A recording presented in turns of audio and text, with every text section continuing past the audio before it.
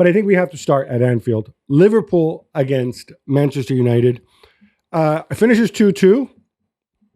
Okay, should we be grumpy and talk about how this was one of Liverpool's worst performances? Or shall we be positive, have a Positivity Monday, and talk about how this was maybe United's best performance under Ruben Amorim? We should start with positivity, I guess. Thank you. Yeah, yeah, and you're right. I think United players and Ruben Amorim deserve some credit for the way they approached that game, the way they played during it. Maybe not the first 20 minutes or so, but after that, they were very much in it. I thought it was Manuel Ugarte's best performance since he joined United. I thought Kobbie Mainoo showed again why he has to start pretty much every game in that team. In that position, in the two. Yeah, it's funny. I want to get you on this immediately. Mark Ogden is convinced that Mainoo doesn't have the legs to play in that position alongside Ugarte. Yeah, but I think if you play in this system, he can. I think in a system with a back four and a double pivot, maybe not so much. But I think with the five behind him, or three behind him, and the two wing backs, especially next to a player like Ugarte. And we've always said when Ugarte signed, all the kind of scouting report that we gave United fans about Ugarte when he was signing, we would say like him and Mainoo would just complement each other so well. One has a lot of legs, and that compensates the lack of legs maybe from the other, and the other one has a much higher ability level and technical ability level than the other one. So the two, I think, were perfect. And again, it's a game where Liverpool were not so dominant in midfield, Gravenberch and McAllister and Jones, like they used to before. And if you look at all the times where Liverpool kind of struggled a little bit in games this season, it's when they didn't win that midfield battle. Now, I think there's other high points for United, and we will get to them. I thought despite his late miss, I think Harry Maguire is a story. I thought Amad Diallo showing, I think he's maybe one of the most intelligent players on this United team for how quickly he's adapted to things. But we've talked about Liverpool and Trent Alexander-Arnold.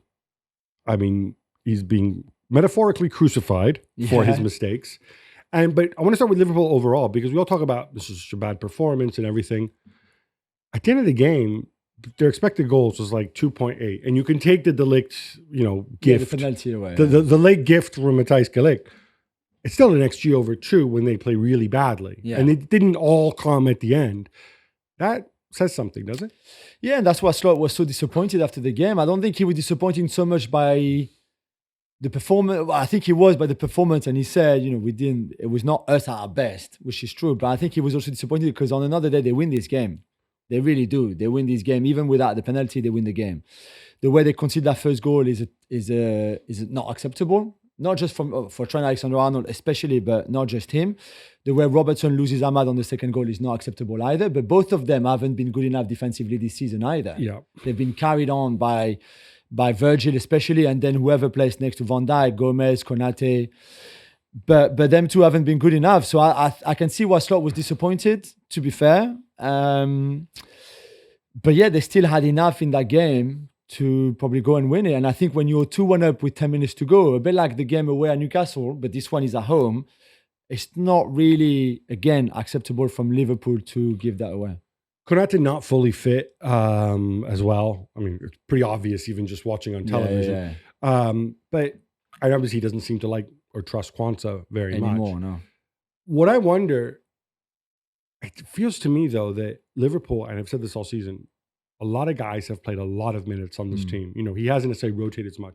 And it seems the narrative when we talk about it is Darwin Nunez, blah, blah, blah. But actually, should the narrative maybe be that these guys could be heading towards a physical cliff edge? They could be tired if he doesn't start maybe doling out the minutes a little bit differently. So what you think about Gravenberch and McAllister? Gravenberch and McAllister are the two obvious ones. Yeah. Van Dijk has also played a ton this season. Every minute in 2024.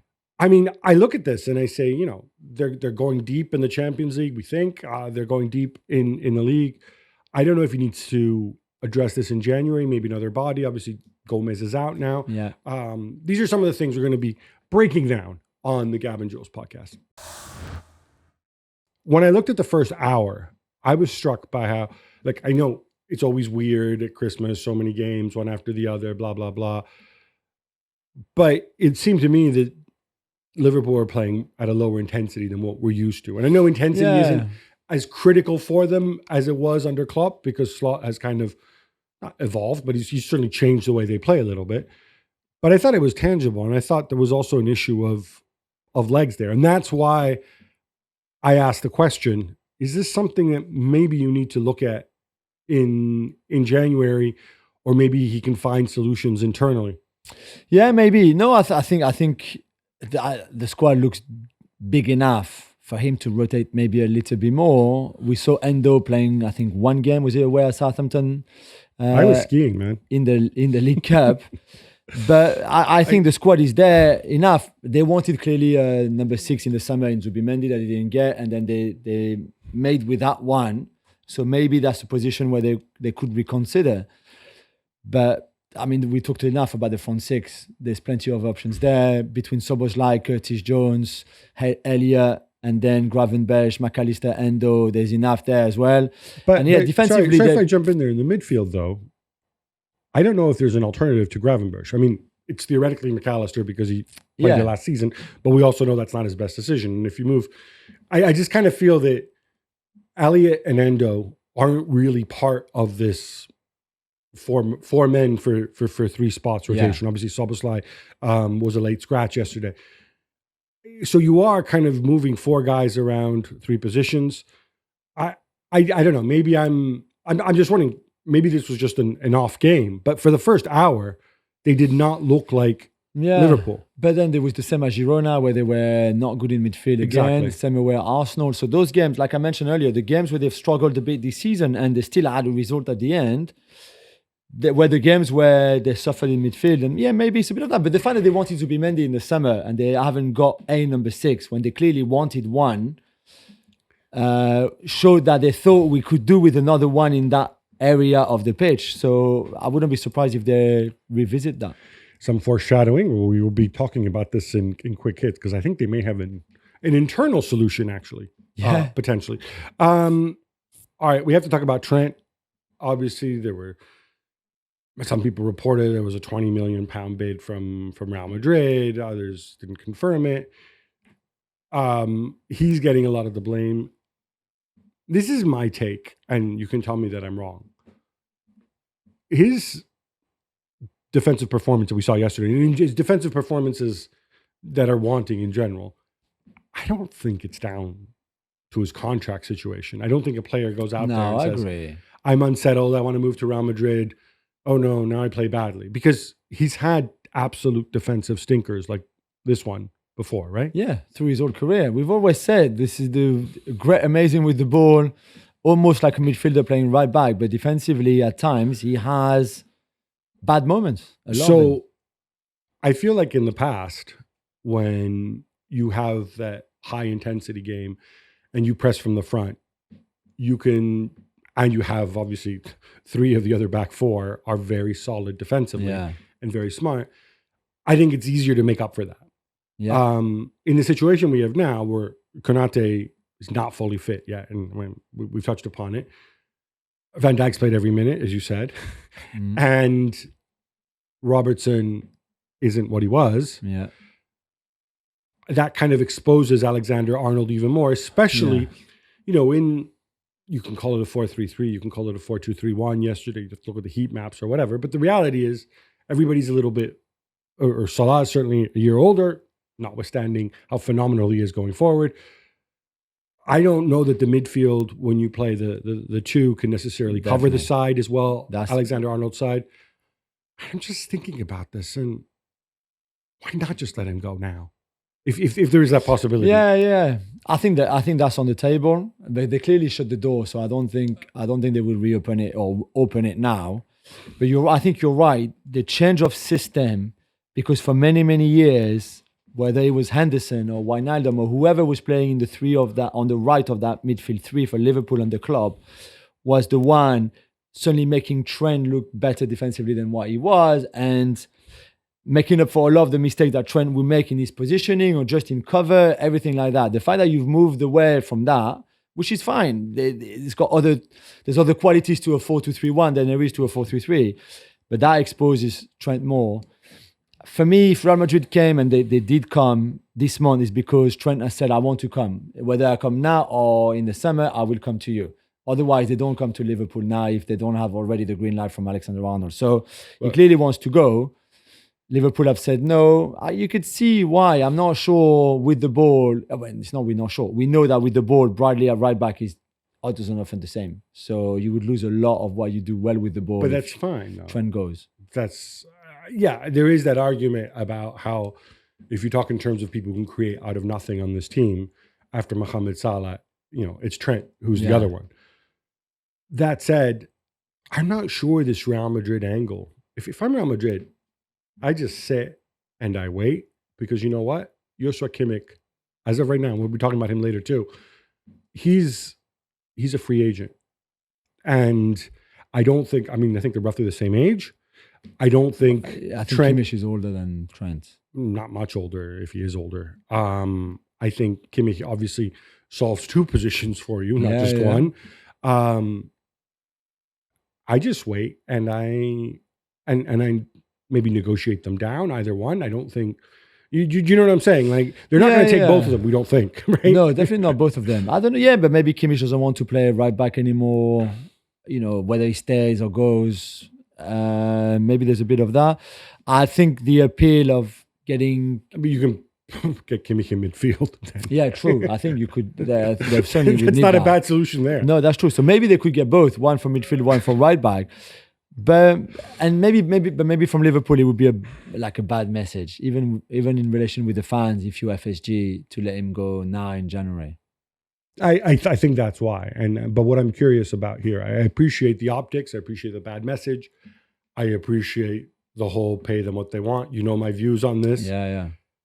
This is not Klopp's Liverpool. This is Michael Edwards' Liverpool. Yeah. And everything we've been told is that image, optics, this doesn't matter. What matters is, can I deliver the results that I need? Can I best use my resources? Yeah. And that's why I think Liverpool can say what they want, but I think that window is still open. If a number comes in and he wants to go, I cannot imagine a world where Michael Edwards and the people making those decisions, on the one hand, they're saying, no, Trent, we think you're worth this much. This is the contract in front of you. Sign it or don't sign it. Mm-hmm. And at the same time, somebody comes along with a big enough offer, whether it's 20 million, 30 million, 40 million, whatever it is, right? That they would say no to that. Like, it just doesn't, I'm not saying Michael Edwards is, cruel and unemotional and he's a robot. Yeah. And obviously Slot weighs into it too. But Slot's not stupid. Slot's got 3 players who are on expiring contracts. Yeah. And if he has to sacrifice one to get the other 2, then that might come into it. That's why I think that this is still in play. I think it's going to be a fascinating January because of that. On the United front, we've praised Ugarte. We've played Amad Diallo. I think we need to praise Diogo Dalot. And I think, can you explain a little bit about, given you've played at a higher level than I have, this whole thing, left back, right-footed, left-footed. Why can the guy play on either flank so effectively? I think Diogo Dalot has a better left foot than a lot of right footers to start with, because you see the quality of his deliveries onto his left foot, the fact that he doesn't mind at all going onto his left foot when others would always come inside back onto their right foot because they are more comfortable on it, and rightly so. But is that just training? Did like an 8-year-old Diogo Dalot have a coach that said, "Okay, now you're going to practice both feet"? Yeah, probably, yeah. But even some, I think. Everywhere you train, whatever your level, you try to do both feet. Just some are more gifted than others for it. I think Santi Cazorla, for example, or Ryan Cherky, because he's probably the one who's playing now, who is the most two-footed. I think trained a lot on both feet, but was naturally gifted with both. It's just the way it is. Like, I don't think he was just born like that in a way. So, but for Diogo Dalot, as much as Trent made him look like Roberto Carlos yesterday, which I think helped him. You're right. It was just outstanding. And I think it's no surprise that United, clearly the game plan was to isolate Trent Alexander-Arnold and insist on that side. I think 54% of the United attacks were on their left-hand side, so Liverpool's right-hand side on Trent all the time. Also because Salah can pretend to defend and come back into that kind of position, but doesn't really defend much. Certainly not as much as on the other side. Or as much as he used to. I mean, one attack out, two from United were on that side, clearly for something. Bruno, Dalot, and then whoever coming on that side too. Really, really good. And yeah, Dalot was a big part of that. And even if it's in the end, none of his own, it doesn't have any assist to show for, and doesn't really have much to show for this. He's hugely disruptive. But yeah, he was really, really good because Garnacho then I think benefited from Dalot for the assist, and Bruno very much so on the first goal. All right, let's do that thing where we take a step back and look from the 28,000 feet view down on the Ruben Amorim project. Obviously, a string of poor results. Yeah. But then when we talk about, I feel like we're at the stage where some pieces are falling into place, right? So when I project forward, I think Onana, for better or for worse, is his goalkeeper. Lisandro Martinez scored a great goal, didn't play badly, still not 100%, but for the time being, he's a piece of the puzzle. Yeah. Maguire, and we'll get to him later, has been confirmed. De Ligt is the one I struggle with because I thought he would be the most natural fit, but then again, he still has that horrible handsy like habit, he had at Juventus, which goes back to Juventus, where I think he felt like he gave away 4 penalties in the same season, like that. It felt like 10, right? Yeah, I was like, dude, like figure it out. You're a smart boy, like you're a professional athlete. Yeah, and obviously there's more to come from Euro. Great tackle on Darwin yesterday. I think that what also gets them. And shortly after coming on, he was cold. Yeah, 7 minutes before, and he ran the length of the pitch. Great. So those pieces are in place.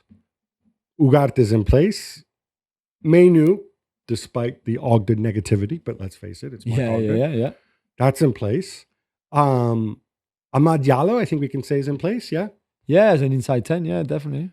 Bruno has to be in place because of the contract he signed. But I think he deserves, outside of the contract, he deserves to be in place anyway. I don't think he's a natural fit for that role, but you know, he's not going. He's still he's still their best player. That's not mince words. So the questions are, what I'm going to throw to you is there actually less work to be done, at least on the starting 11? Because then that leaves a center forward position where some people like Højlund, some people don't like Højlund. And even the wing backs, where I think he would like to have a more defensive one and a more attacking one, and maybe that's where you work on. But between Dalot and Mazraoui on one side, well, I think both of them, but both can cover either side, right? So you're okay with that. And then, so you get that player for the other wing that you really like, and then maybe another striker, and then if you don't like Højlund, is there actually less work to do than we think? Yeah, I think so. And I think this game showed as well that with a bit more time to prepare and to work on things at training, because before that they were playing every 3 days. This time they had a bit more time. They were better. They were better collectively, individually in their mindset, but collectively as well, which I think helps. So I expect them to be even better in a week time to play Arsenal in the FA Cup, because they will have the whole week to prepare. There's no League Cup game for them. So I really expect them to be better again in another week, in another tough game away from home. So that's the first thing. The second thing is, despite everything we've just said about the starting 11, sometimes I still haven't really forgiven him for what he did against Newcastle and starting Casemiro and Eriksen and thinking that was good enough for a game like this against maybe arguably the best midfield in the league right now in Tonali, Bruno and Johnny Linton. Even maybe better, certainly over the weekend, than the Liverpool one.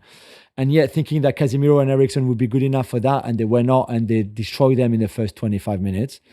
So sometimes he still makes some mistakes that I think, like, why? You're such a good coach, smart coach. Why? What's happening in your head? And yesterday there was something after the game where him and Bruno Fernandes said, why can't we always play like this? Why can't look at what we did today away at Liverpool? Why can't we always be like this? Why do we have those games against Newcastle and Bournemouth and Forest where we are the shadow of what we showed today against Liverpool? That's on you, Ruben, though. Well, I would say two things to that. One is, it's obviously not easier to play against Liverpool, but it's easier to play well against Liverpool because Liverpool will take the initiative. You're away from home, and it's more a question of, effectively not just playing on the counter, but it's easier to build a game plan that way than when you're playing Nottingham Forest and they say, hey, you have the ball, you do something with it, right? Yeah, true. So I think that's one aspect. The other point and I've said this all along, Ruben Amorim needs to do three things at once. He has to get points, and that's not been going great. Yeah. He has to teach his football, and there was progress today, but it could be entirely different against a different sort of opponent. And he also has to assess the players he has. Because giving Eriksen, if you think Eriksen can contribute next season, giving Eriksen a 1-year extension is going to be cheaper than going out and finding an Eriksen replacement. So he has to be fair about this. He has to go, and that's why we've seen Terrell Malacia. Again, I don't feel like I need to see him again, but that's why I think he's integrating these guys, trying them out. He has to do all these things on the fly, and that's not an easy thing to do. But the last point, I want to refer you what Lisandro Martinez said afterwards, where he said that they're not playing with the stress of what are we doing. They didn't play with the stress of what are we doing, of how do we implement this game plan. And that sounds great to explain it, but I think it's also because the game plan in this game was a lot simpler.